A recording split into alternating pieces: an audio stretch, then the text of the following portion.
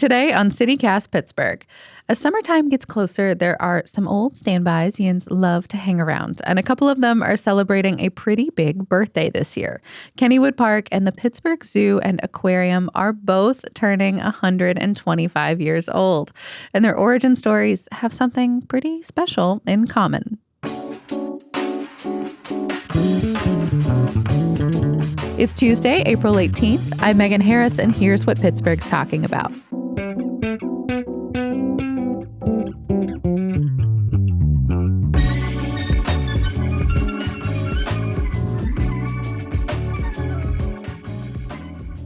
I'm with historian and speaker Mark Hauser. Hey, Mark. Welcome back to CityCast Pittsburgh. Hi, Megan. Thanks for having me. The last time you were here, you told me that Pittsburgh's bluff about having the most bridges was BS. You're not going to ruin Kennywood or anything, are you? No.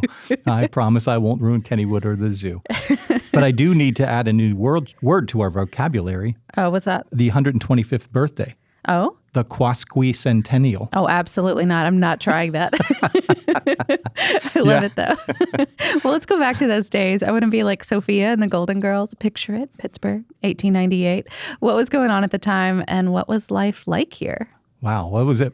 A big year. 1898 is the year of the Spanish-American War. So Pittsburgh was, like the rest of the country, whipped up in a war frenzy. But also, the city had been changing pretty dramatically.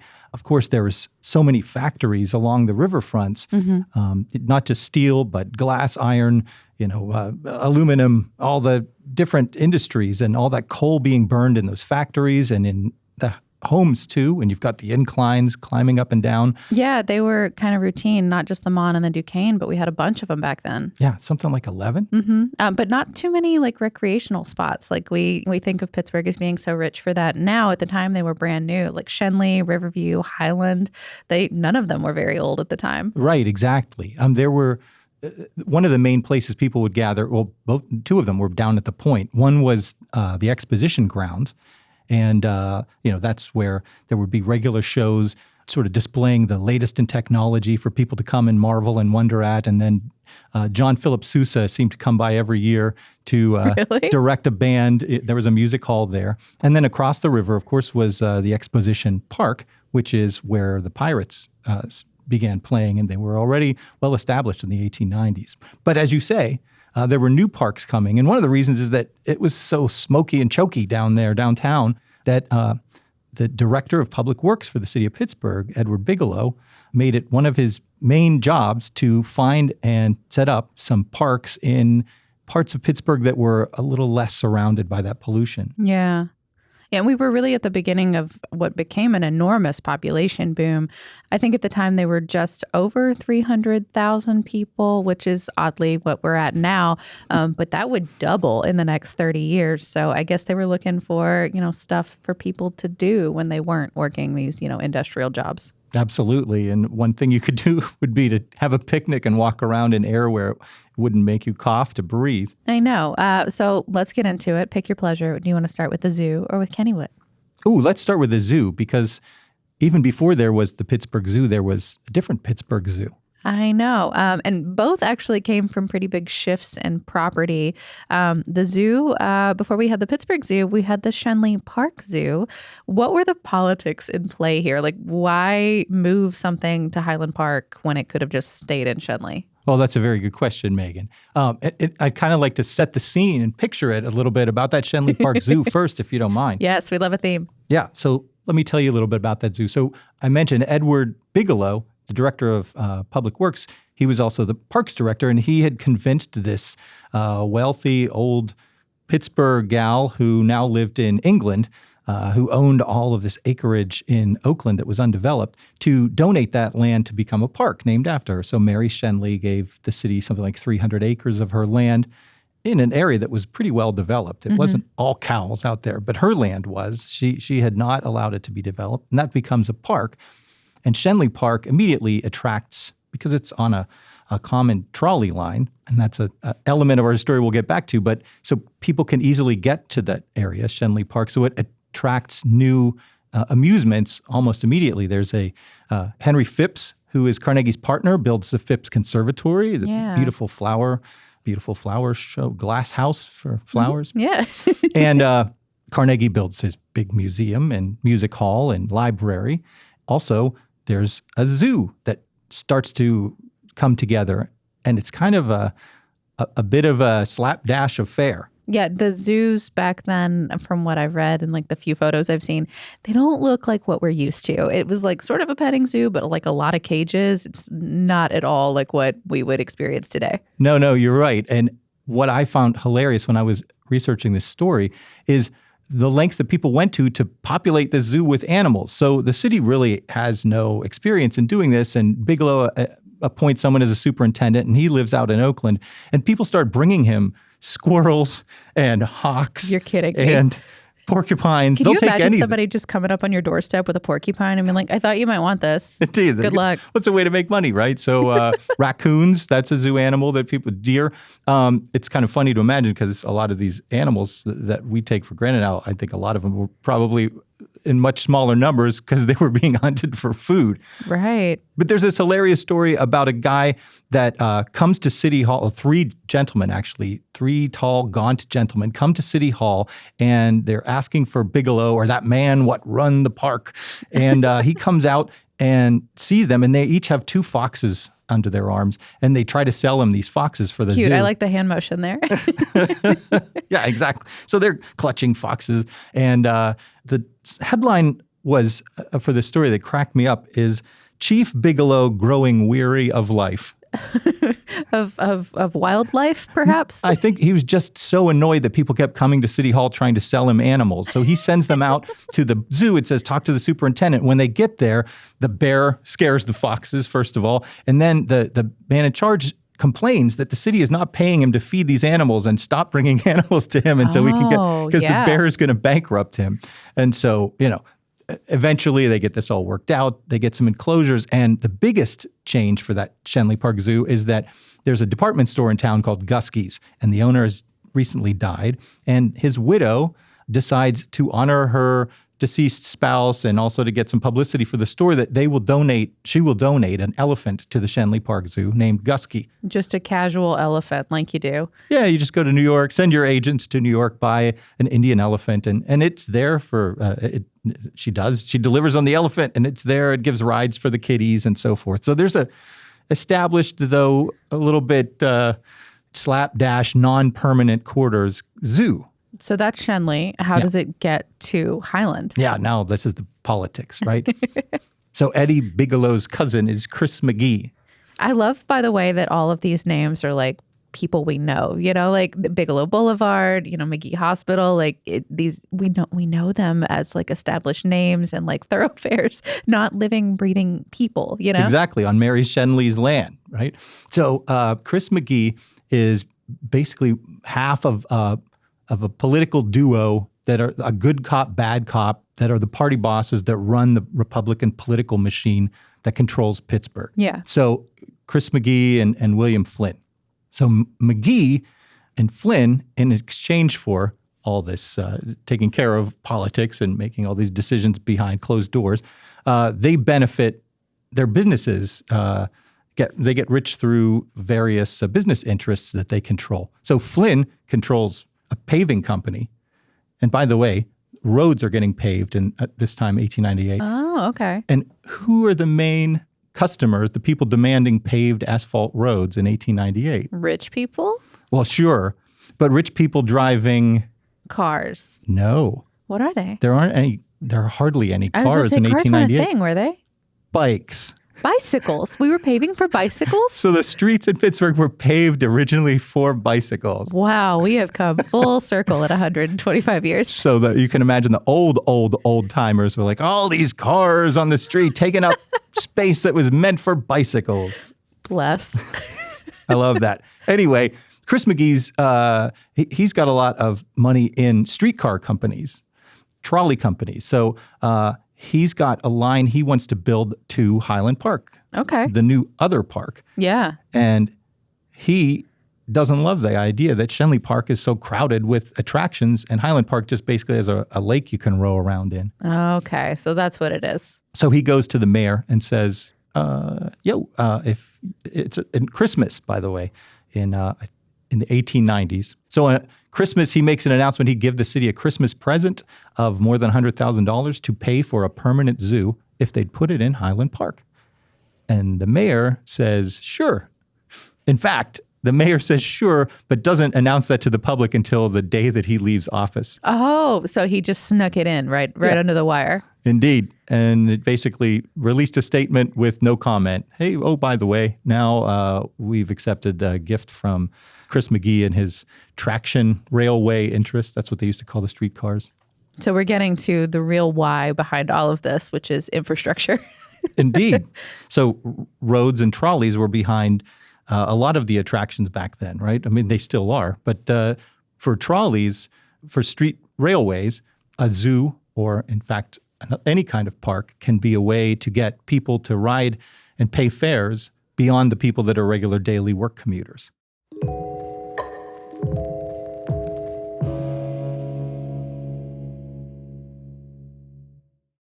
You know, to flash forward just a little bit, I know this is an incredibly broad question, but, you know, how would you characterize the zoo's evolution for the last, it's not a century. What did you say? What's that word again? Quasquicentennial.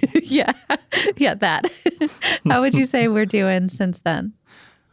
Well, Gusky, the elephant, made it until 1926. So she's actually buried somewhere on the grounds of the zoo. Oh, my goodness. So there's a ghost of an elephant's grave somewhere. No one knows exactly where, but somewhere near the Stanton Avenue entrance. When elephants play a big role in what happens with the zoo for a long time. I don't know the details, but I vaguely remember some headlines when I moved here. Indeed. In fact, relevant even today. Another big factor in the zoo's evolution has been the question of its budget and financial questions, because it was originally owned by the city. Right? Remember, this was a gift to the city. The city was running it, and there was no admission fee. And so it was financially not terribly viable after a while. And in fact, by the time the 1930s hit, it was in terrible condition, and they called a city, commission to try to decide what should be done. And they decided to create an independent group, a zoological society of people who voluntarily gave money and worked for the zoo to try to help raise money. Sometimes there was various attractions that you would pay to get into. There's eventually parking costs. And that became part of a struggle. So in the 70s, Mayor Flaherty decided we don't need to have these outsiders running the city's zoo. And coincidentally, at the time, the director of the Zoological Society was the nephew of Chris McGee, Edward McGee. So the city kicked out the Zoological Society and took over full control. And then 20 years later, more or less, that was not viable. So Mayor Masloff privatized the zoo. And we have the regional asset district that supplies a lot of its budget. And Masloff, that puts us, in the late 80s? 90s. Yeah. 90s, okay. And then more recently, the zoo's been trying to solve a problem that arose, again, with elephants, as you mentioned. So after a trainer was crushed by an elephant in, I believe, 2002, the zoo leadership got into a disagreement with an association that accredits zoos nationwide over its standards. Yeah. And so basically broke away from this organization called the AZA. And the problem is that the city requires the zoo to be AZA accredited in order to continue having its lease on the land the city owns. Yeah. So the current president of the zoo is Jeremy Goodman, and he's been brought aboard to get the zoo back to accreditation, which they are hoping to have that resolved this year. I know they're applying very soon and hope to have that determined by the end of the year. Yeah, I really want to see what shakes out with the AZA thing. It seems like it's been a real source of consternation for the zoo and everyone over there. And it's such a cool place and a really wonderful asset. It's good at least to see that nobody's been talking about kicking the zoo out. I don't think that's really a reasonable option, but they've got to figure something out with this lease. In happier news, I saw that the zoo also put out a customer survey. I guess it was last year. Is that right? Yeah, that's right. Something like 9,000 people responded. And one of the questions was, what kind of animals would you like to see at the zoo? And a lot of people had really strong opinions about bears. I think it's so cute. What a humble animal for the city of Pittsburgh to be like, no, we really want our bears back. Can we have our bears back? Absolutely, yeah. Well, Actually, that surprised the director of the zoo, the president too, Dr. Goodman. He told me when I spoke with him that he had expected, when you open that question up to people, what animal would you like to see us add? That he was expecting something more exotic.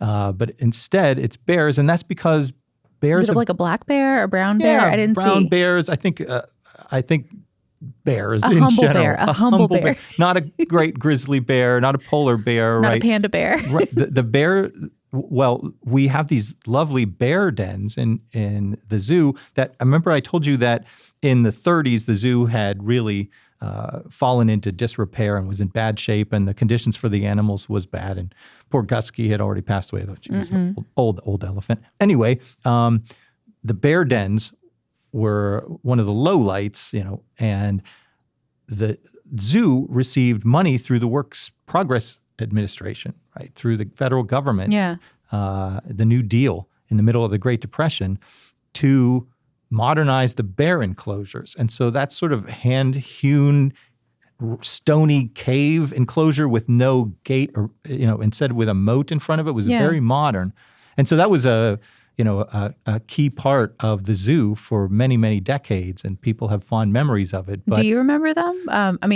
Bears were some of my favorite at my hometown zoo, so I do get it. Absolutely, yes. I remember coming to the zoo as a young one with my mom and dad and looking at the bears. Nice. As they, did their bear stuff, walking around. But those enclosures haven't been used for a long time. I think more than a decade, but there's one's been turned into something called the beer den, so you can get your craft brews there. Yeah. Also, did Dr. Goodman say that we're going to get bears back? What do you think? He did not make any promises because they are right now in the middle of this, AZA accreditation thing. But they're also going through a major strategic planning process, and I feel like he led me to believe that bears are in the zoo's future. Nice. Well, we have talked way longer than we intended to. This happens when you and I start. I know. I don't know. I guess you want to make this a two-parter? What do you think? Why not? I'm happy to. Mark Hauser is a historian, writer, and speaker, and lucky for me, also a friend. More than 1,000 people have taken his antique skyscraper rooftop tours in Pittsburgh. You can sign up for the next tour at his website, antiqueskyscrapers.com, and we'll have a link in the show notes. Mark, thank you for sharing another piece of Pittsburgh's past. I'll talk to you tomorrow. I love doing it, Megan.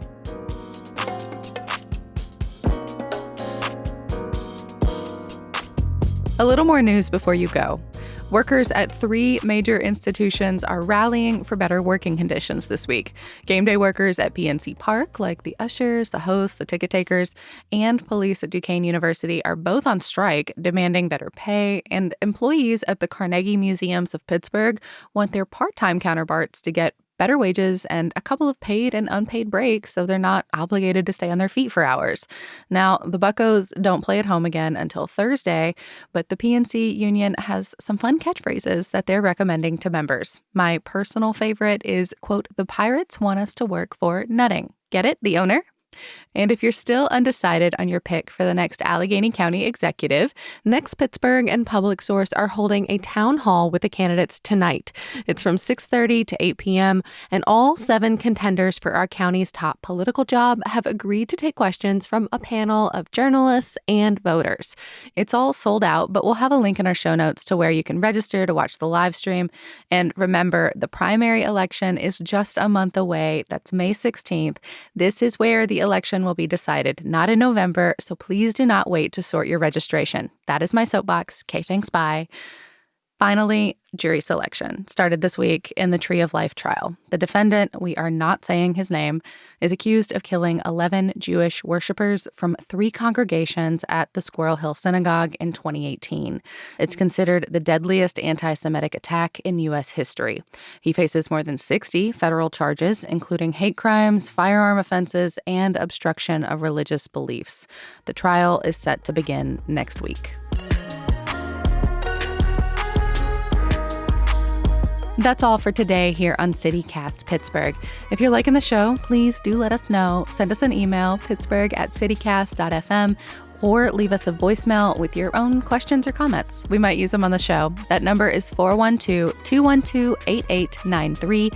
And Zoomers, millennials, we promise no one's going to pick up. No human interaction required. We'll be back tomorrow morning with more news from around the city. Talk to you soon.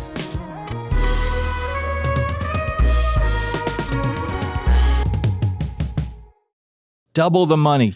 0 times 2 is 0. Indeed it is.